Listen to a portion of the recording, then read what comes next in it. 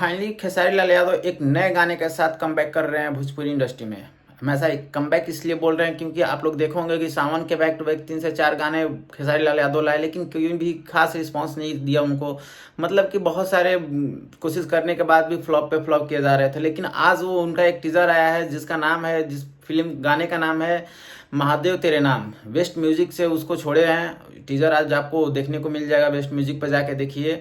उस गाने का वीडियो, मतलब म्यूजिक तो नहीं समझ दिखाई दिया, नहीं समझ में आया, नहीं कुछ ऐसा, लेकिन उसका वीडियो क्वालिटी की अगर बात करें तो वो बहुत ही मज़ेदार वीडियो क्वालिटी है। और उसमें खेसारी लाल यादव का जो लुक है वो भी देखने को बहुत ही तगड़ा वाला मिल रहा है। और उसमें जिस तरह कोरियोग्राफी, मतलब ये सब ऑल ओवर देखा जाए तो टीजर को मिलाकर अगर हम बोल सकते हैं कि हाँ, ये एक बहुत ही जबरदस्त सॉन्ग होने वाला है और खेसारी लाल यादव को कमबैक के लिए बहुत ही तगड़ा सॉन्ग होने वाला है।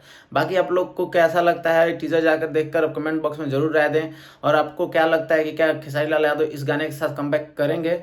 बाकी देखते हैं गाने आने के बाद कि क्या होता है उसकी स्थिति।